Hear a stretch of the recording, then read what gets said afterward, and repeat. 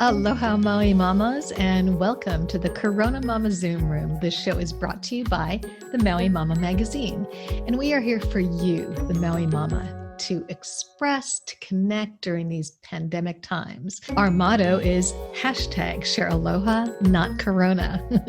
I'm Angeline Chew Longshore, and today we have an incredible guest. Really, I'm so excited about this guest, and normally, I have to tell you, to be honest with you, he would not normally be on the CoronaMama show probably, but he and I have been friends for a very long time. My son and his grandson have known each other since kindergarten, and he and I used to talk story waiting for the kids to come out of school about life philosophy and life lessons just in general, but I didn't know this at the time. He had studied with the so-called father of psychology, Abraham Maslow, and he was the courtside orthopedic surgeon for the Chicago Bulls and the Chicago White Sox. And so he has witnessed athletes like Michael Jordan, Dennis Rodman, all these greats. So I was getting a download of all of this amazing information, and I didn't know it. But now he's come out with a book. Dr. Michael Lewis was the courtside doctor for the Chicago Bulls during their last 2 championship years, and his book takes readers behind the scenes to answer these questions. What was Michael Jordan really like? And what does it take to be a world-class champion? And how can we apply that to our daily lives? So I'm so excited because he is talking to us because I guess, we're friends. Dr. Michael Lewis is also our Actions of Aloha segment, as well as our main chat segment, because the proceeds of his book go to a very literally and figuratively eye-opening cause. So let's bring him into the Zoom room. Aloha, welcome to the CoronaMama Zoom Room, Dr. Michael Lewis. Thank you. Aloha. Thank you so much, Angeline, for inviting me here. I've known you for many years, and I know that you're extraordinarily talented. You have a very big heart, and you love Maui. So it's a great honor and privilege to be here. Thank you. Wow, your words really hit my heart. Thank you so much. I love that we have this connection, and I'm able to bring you onto the show for some really exciting stuff. And I just want to let people know that Dr. Michael Lewis is a part-time Maui resident. His family is in the Maui Mommies community.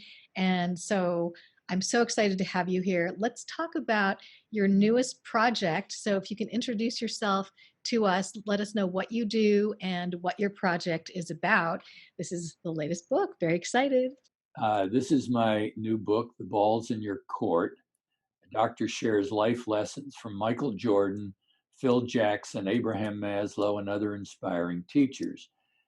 And in the time of this pandemic, many of the life lessons that I've learned, I wanted to share with you today because I think many of them are especially relevant in this time of COVID-19. So I'd like to start with a 1-minute video. Great. Let's go for it.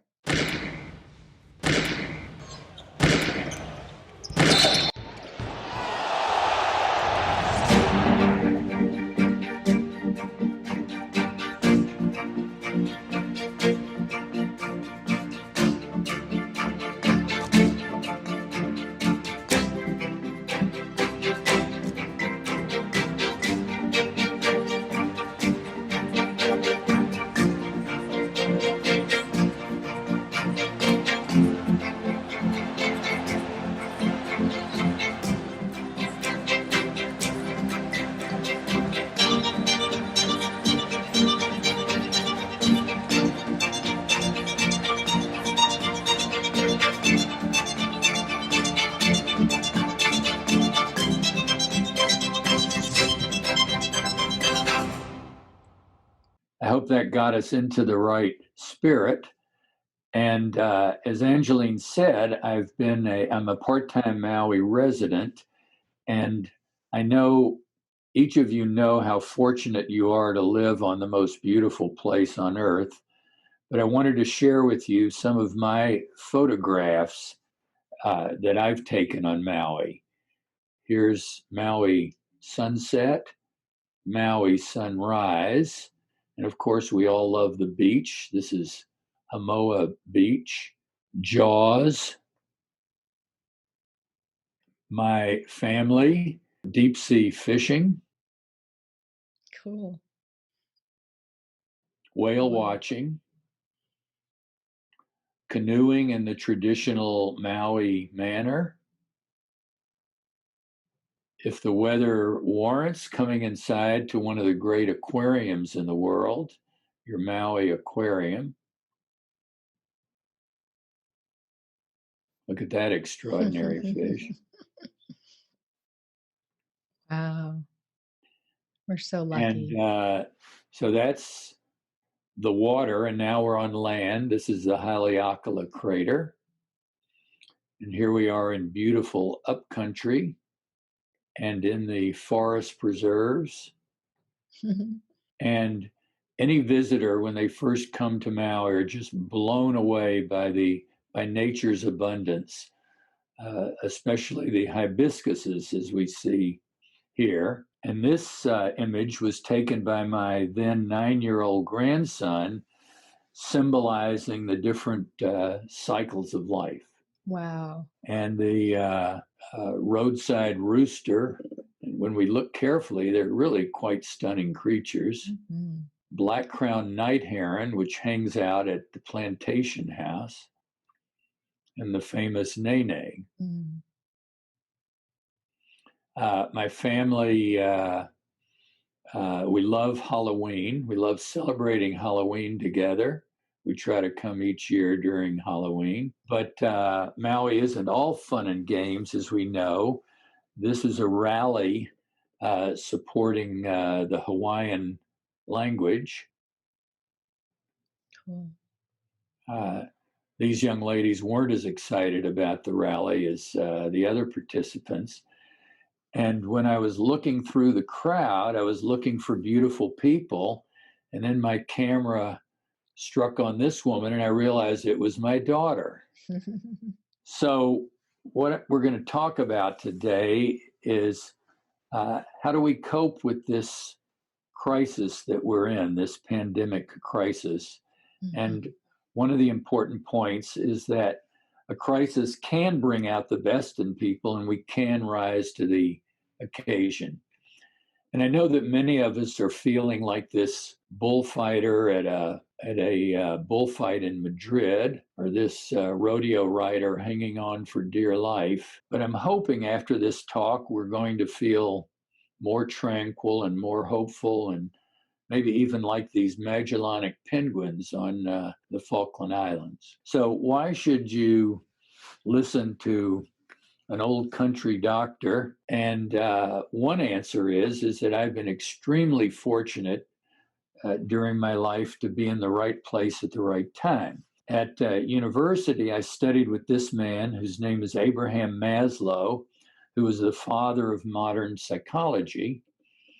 I'm an orthopedic surgeon, and I had the privilege of studying with Sir John Charnley, who was the inventor of the hip replacement.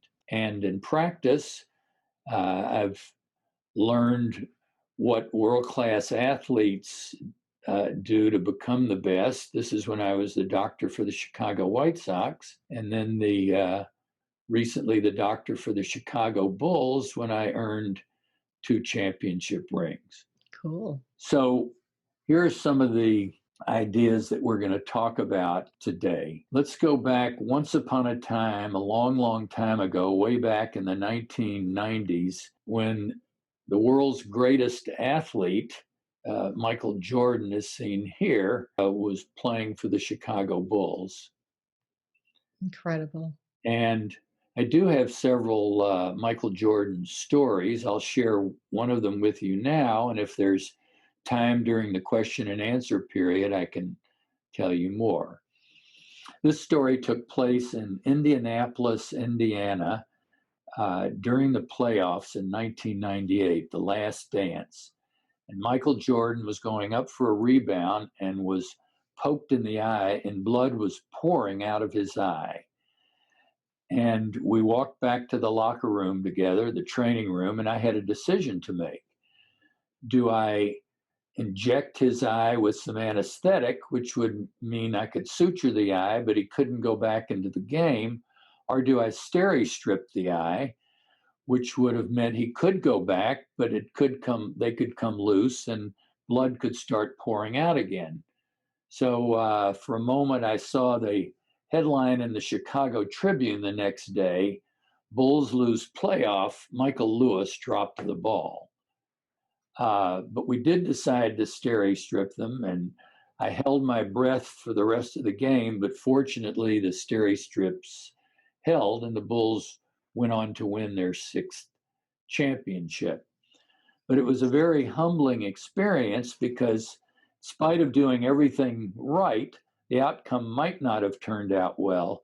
So I felt very fortunate indeed. It was a real lesson in humility. Another quality of Michael Jordan's is his sense of humor. It was Dennis Rodman's birthday, and he was asked if he had bought a birthday present for Dennis. He responded that he didn't think he could go into those places from which Dennis would want a birthday present. This is Carlton Fisk. Carlton Fisk was the best baseball player that I had been around, and Michael Jordan the best basketball player. And they had one thing in common. They both worked harder than any of their peers. So it's interesting to me that the greatest athletes also were the ones who worked the very hardest. He kept, Carlton Fisk and Michael Jordan kept setting goals for themselves, higher goals, and then following through. Now, why do I have this picture of a gorilla?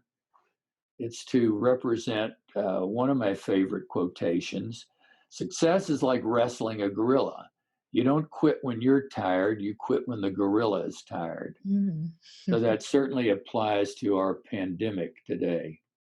Definitely. So first lesson really is to give people more than they expect, and because no matter what we're doing and what level we're at, there are always things that we can do better. Right. And as Coach Lou Holt said, nobody ever drowned in sweat. The next major point I'd like to make, which I think, again, is particularly relevant in this pandemic, is that we may not be able to control events, but we do have control over our reaction to events. And this is particularly pertinent to Maui. You can't stop the waves, but you can try to learn how to surf. Mm-hmm. One example of a reaction to an event that really impressed me was from Bill Winnington, pictured here, the 7-foot center for the Chicago Bulls. Bill Winnington injured his foot just before the playoffs, and he could hardly walk on his foot, and I had to be the one to tell him that his injury was severe enough that he couldn't participate in the playoffs. And naturally, he was upset, but his attitude was quite remarkable and inspiring. He said that he felt very fortunate. He'd had a good run. He'd been in the league for 10 years, whereas most people were in for 3 or 4 years, and he was grateful for his time in the league. So one of the lessons that I try to share with my children, grandchildren, and students is the true test of a person's character is not how they act when things are going well, but how they handle adversity. And Bill's example was very inspiring to me. Another question that I find very helpful when facing adversity is to ask, not to ask, why me, but what am I supposed to learn from this? How can I make this situation better? This is Shizuki Arakawa, a gold medal figure skater winner in the Olympics. And it was estimated that during her many years of training, she fell 20,000 times. But what's important is that she got up 20,000 times. Right. Those are some of the initial lessons, but the next lessons that I wanted to share with you is that for most situations, there's more than one right answer, that we can perform acts of kindness without expectation of anything in return, and we should serve others. Now, this gentleman is DeWitt Jones, and DeWitt Jones has a TED Talk that I highly recommend, and it's called Celebrate What's Right with the World. DeWitt Jones is a National Geographic photographer and a motivational speaker, and he's a friend of mine, and he's been all over the world many times. And it's interesting that he has decided to live on Molokai. And I went to visit DeWitt and his wife Lynette on Molokai, and here we are coming in for a landing on the island. And as many of you, I'm sure, know, the sheerest sea cliffs in the world are on Molokai. They're 3,000 feet. This view from Molokai is the famous Father Damien leper colony that existed for many, many. And DeWitt Jones, appropriate to a National Geographic photographer, teaches us that there's more than one lens through which to view the world and ourselves. It's so easy in the time of this pandemic to get a woe is me mindset, but there are different ways that we can look and important different perspectives that we have. For most situations, there's more than one right answer. Mm-hmm. And in my own photographic adventures, this is in the country of Namibia in southern Africa, which has the highest sand dunes in the world. So in looking for different lenses and different perspectives, this is a view of the sand dunes from the air. This is a view of the sand dunes after climbing to the top of the sand dune at the very moment of daybreak, because the angle strikes this dunes and it only lasts for 2 or 3 minutes. So Beautiful. That's another right answer. And then climbing back down and standing back and viewing the sand dunes at ground level is another right answer. And then finally stepping back further and looking at the sand dunes from this dried up lake with the petrified trees is another right answer. So it's really important that there is more than one right answer, and that it's an important perspective to remember. Another example took place at spring training when I was with the Chicago White Sox, and the owner of the team at the time was Bill Veeck. Bill Veeck is seen here. He's one of the most creative people that I've ever been around. He created the exploding scoreboard in baseball, taking a bow after hitting a home run, putting the names of players on the back of uniforms, and many, many more.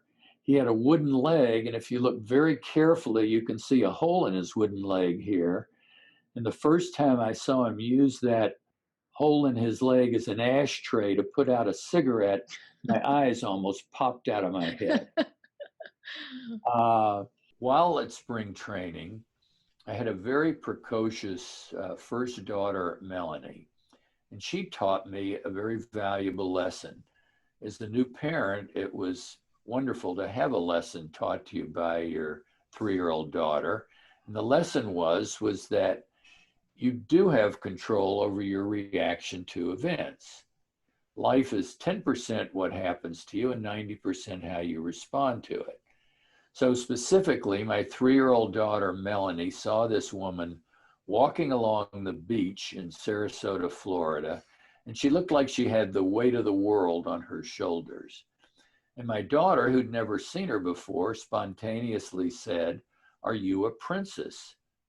And the woman thought about it, and she thought, well, actually, yes, I'm like Princess Diana. I am a princess. And she stood upright, and she walked away with a livelier gait. And my other daughter, Hadley, the next year, when she was 3 years old in Sarasota, was having a theological discussion with her good friend who was 3 years old. And she said, "Do you know that God is everywhere, even in Florida?" So cute. So why am I showing you a picture of Dennis Rodman? And why are we talking about how one reacts to events? First of all, you have a choice. If you like red or yellow or green or white and red or red and black or multicolor hair combinations, you have your choice with Dennis. Like a shave And ice. I'm showing you pictures of Dennis because I was treating him before the 1998 playoffs. Were 2 weeks into his injury, and he was not really paying a lot of attention to my sage advice. And just by coincidence, I happened to be in the training room when I overheard Dennis and Steve Kerr, one of the other players, talking about this rock star, Janis Joplin. So I chimed into the conversation and said that when I had been an intern in San Francisco in 1969, I had heard Janis Joplin in concert. Well, Dennis suddenly perked up, and you could see the wheels spinning around in his brain. And he obviously, to my mind, thought to himself, well, if I'd been cool enough to hear Janis Joplin in person, maybe my medical IQ had increased and my medical advice was worth considering. So he started paying attention, and I'm happy to say that he got well and was able to participate in the Last Dance Championships and make a difference that year. Wow. So a lesson that's particularly important to this time is to never give up your sense of humor. Now, since we're talking about Maui moms and you've been confined to the house, I'm sure many of you can relate to a scene such as this. And I'm sure during this time you can relate to what Henry Kissinger said when he was Secretary of State. There can't be a crisis next week. My schedule's already full. Totally. So this is one of my favorite sayings that I'm sure many of you can relate to.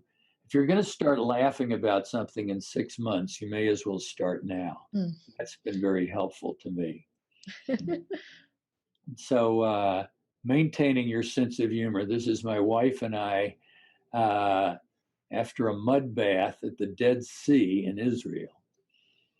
So again, maintaining your sense of humor is essential at any time, but especially this time. The next major point that I'd like to make is the importance of performing acts of kindness without expecting anything in return. This is Elie Wiesel, who won the Nobel Peace Prize, and my wife and I were extremely fortunate to get to know him. And one of the stories that he told to me is very inspiring, and it had to do with this holy man from 2 centuries ago known as the Zadok of Nimrod. The legend was at the time that he was such a holy man that once in a while he would disappear to go to heaven just to check on a few things. But there was one person in the town who was very skeptical, and he just didn't believe that that's what happened. So he decided that he was going to follow this holy man. So he waited outside of his house. The Zadok of Nimrod, dressed as a peddler, went into the forest, chopped down a tree, chopped it into the logs into firewood, took it to the home of a poor, sick widow, and proceeded to light her fire on her stove and say that he would trust her for the money. Then later on, people asked this cynic who had followed the Zadok of Nimrod if he had gone to heaven, and he said, no. To heaven? No. Higher. So the importance of performing random acts of kindness is so important. This is a picture that I took of my friend Jeff Tabin in Ghana. Jeff Tabin is co-founder of the Himalayan Cataract Project, which astonishingly has performed over 900,000 cataract surgeries. It's $25 to perform for an eye to perform this surgery. So the thought that for $50 you can restore someone's sight who's been blind for years Wow. is just miraculous to me. So it's a Incredible. wonderful example of focusing beyond yourself. This was a patient who had been blind for years, and this was the very moment when his bandages were removed and he could see perfectly for the first time. Wow. So all of the books that I've written, including this one, all of the profits go to the Himalayan Cataract Project. Oh, that's awesome. Just two more points I'd like to make before we end our session this morning is that we can rise to the occasion and we can celebrate what's right with the world. There's so many acts of heroism that we see around us that are an inspiration. Our medical workers, our food handlers, so many volunteers. We all know of people that are doing extraordinary things during the time of this pandemic. One way to bolster our own emotional health is to start by helping others. We all know that there are people who are experiencing pain and suffering. So the question that we need to ask is, what have I done today to help? How can I make this world better today? So while we're trying to figure out what we're going to do next, just like this sea lion on South Georgia Island, when we're asking the question, what do we plan to do with your one wild and precious life? One thing we can do is just appreciate each other and be so much more aware of our surroundings and how fortunate we are. I love this quote from Iris Murdoch. People from a planet without flowers would think we must be mad with joy the whole time to have such things about us. So these are flowers on Maui, photographs I've taken of Maui. When's the last time you really looked carefully at this flower on an African tulip tree, or looked carefully at a proteus? So it's really important to appreciate the treasures around us, our relationships, and our beautiful environment. So we need to be in the moment and feel the joy of the dance. This is not a rehearsal, this is your life. So it's not hard for me to celebrate life and to be in the moment when I'm enjoying my grandson. This is my grandson, Cove, body surfing in Maui, and my other grandson, Arrow, with my son-in-law, Richie, surfing, and my wife, Valerie, holding Cove on one day after he was born. And this is my amazing 103-year-old mother who still lives by herself, being surprised at a recent birthday party. This is a poster that includes many of the points that I've tried to make in this talk this morning, and it's in the back of my book. So what I've tried to do in this book is to follow Mary Oliver, poet Mary Oliver's advice: pay attention, be astonished, and tell about it. And I'm optimistic. I'm optimistic that very soon a new dawn will come, just like this dawn in Zambia in Africa, and that very soon we'll be feeling filled with joy, just like this snowy owl. So thank you very much for paying attention. And don't hesitate to buy a copy of The Balls in Your Court. All of the profits go to charity. So thank you very much. Well, that was amazing. I first have to say that you are an amazing photographer. Those were all Dr. Michael Lewis's photos, if you didn't realize that. So beautiful, amazing photos. And I just learned so much from what you just said. All these life lessons are in the book and more. But I wanted to ask you a few more questions, if that's okay, if you're okay with that. Please, please. Okay, so I know that a lot of people are wondering, is there anything else that you've learned that we can learn from, from all these athletes that you've been involved with, especially Michael Jordan, that can maybe help us during this pandemic time? Well, I'll start by telling you two other Michael Jordan stories that people might not be very aware of, other qualities that he has. There was one night, and it was 10 minutes before a game, when he had such severe neck pain that he couldn't move his neck in any direction. So I suggested that he not play that night. And he looked at me like I was crazy. And he said, people have come from hundreds and sometimes thousands of miles away to see me, and I'm not going to disappoint them. Wow. So I thought that was a powerful lesson in his commitment to the fans, commitment to the game. There were 179 playoff games that he had a chance to participate in, and he played in 179 games. Really? That's extraordinary. That's amazing. So his commitment to the game is a lesser appreciated quality. Mm-hmm. Another very personal story that shows another quality of his, which is his ability to focus and to keep out distractions, occurred one night when he and I were in the training room together, and his father tragically had been murdered during a robbery. And on this particular night, his father's killers appeared on TV. They were being taken into the courtroom. And he looked at me and he just shrugged his shoulders.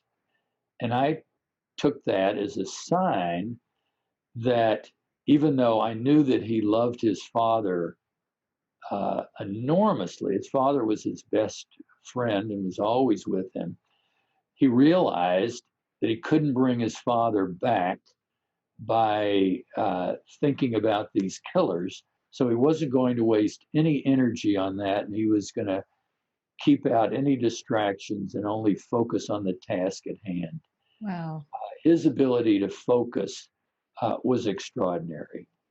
That is extraordinary. And, I think that we can utilize that in this situation where we are. We're not having a situation that dear to our heart, but we are in survival mode. So it feels very life-threatening and very close to us. So just that ability to let those distractions be pushed to the wayside and really focus, that is such an incredible story. So another story, Angeline, to make the point about that we have a choice on how we react to events, took place when the Bulls were playing the Phoenix Suns in a championship series. And the Bulls unexpectedly had lost a game in Chicago that they thought they would win. So what it meant was to win the championship, they were going to Phoenix and they had 2 games to win 1 game.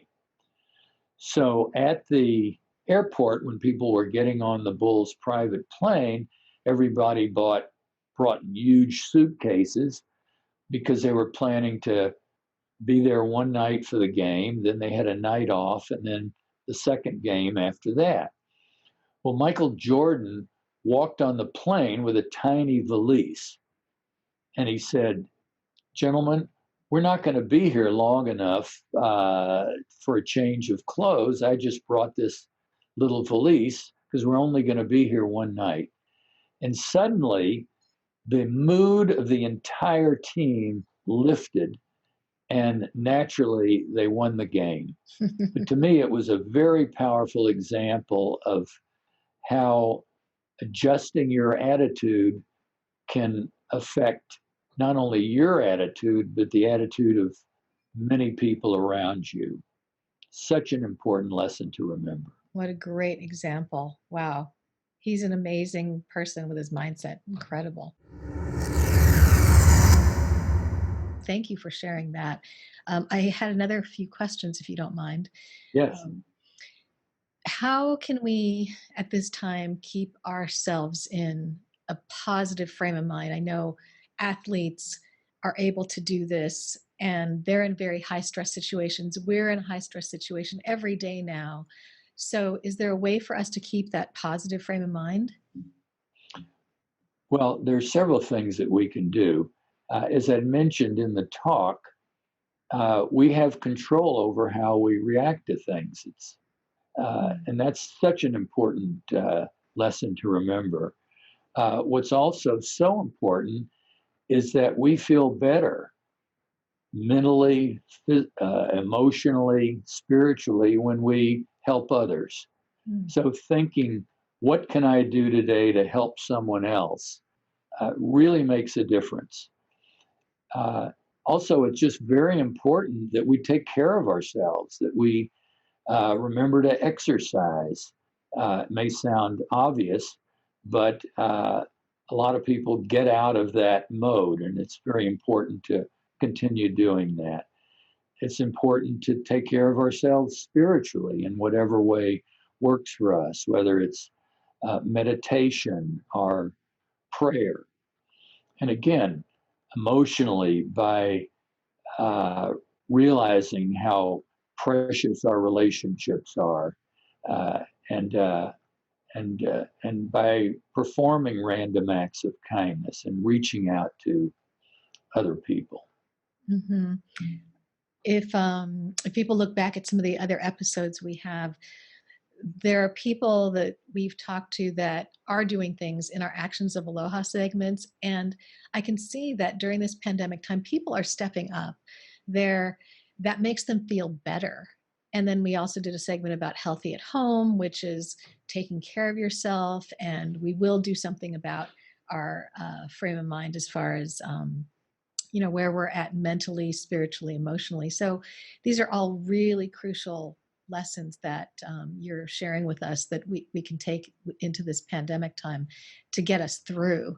And I had another thought of when I saw the photo of Michael Jordan and Dennis Rodman next to each other, where Dennis Rodman had that crazy tiger hair and the tattoos, and then Michael Jordan next to him, completely undecorated, completely clean, and they're so different with such different styles that I was thinking, in this time of the pandemic, we all come from a different angle. We all have different styles, different ways of thinking, different belief systems, mask wearing or whatever it is.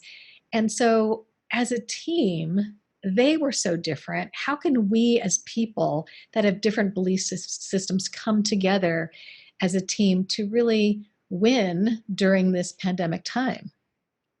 Well, that's a wonderful question, Angeline.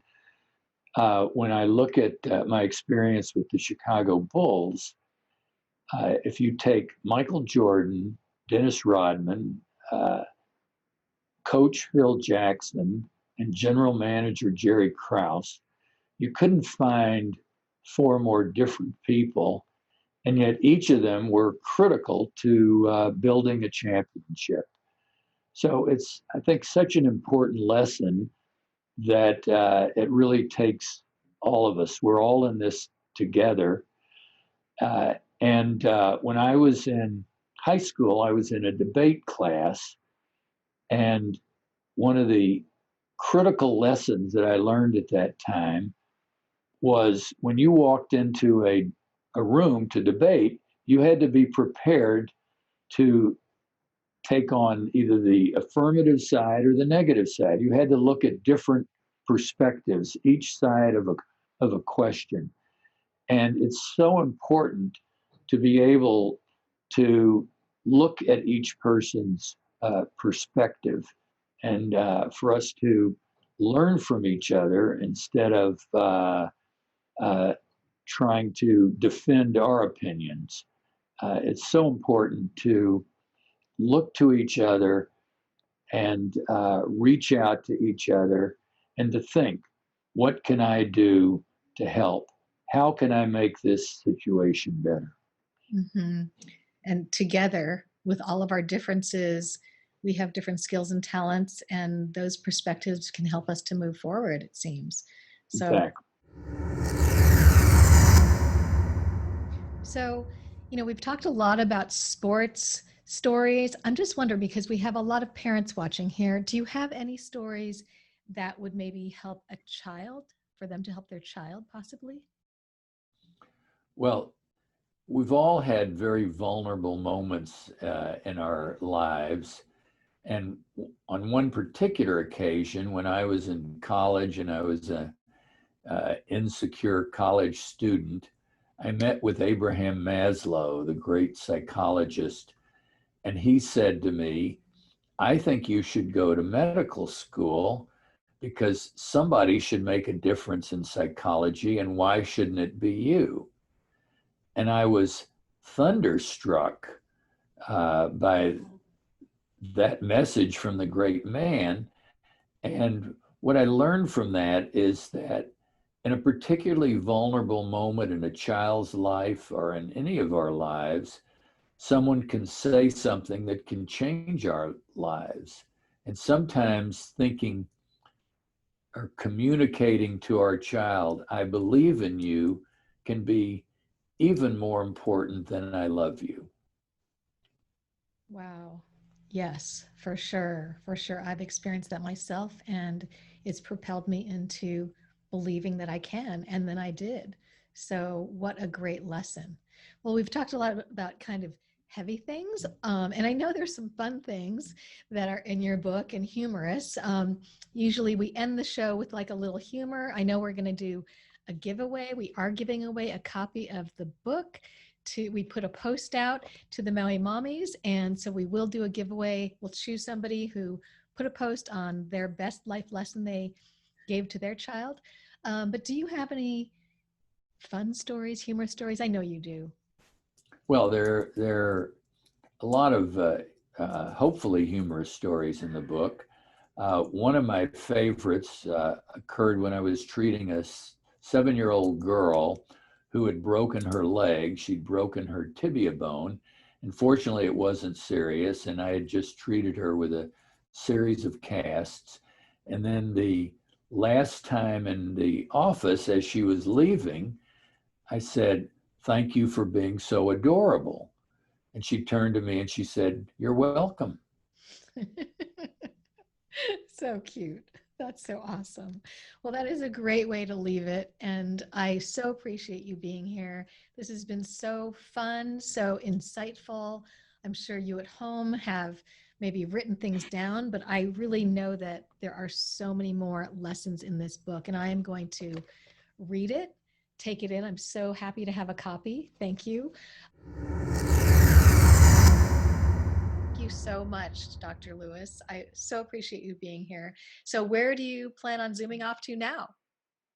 Well, I have been so fortunate, Angeline, to have been to all 7 continents, and and having had that perspective, it makes me miss Maui that much more because I know that there's just no more beautiful place on the planet than Maui, with the beautiful uh, people and the beautiful flowers and the beautiful beaches and the beautiful mountains.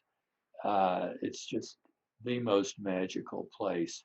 So, right now, instead of zooming off, I'm here in Chicago, Illinois, and I'm appreciating the treasures in my own backyard. That's awesome. Well, if I could wave a magic wand and have you in both places at once, I would love that. Well, thank you so much, and we'll see you maybe another time. Aloha. Thank you so much, Angeline.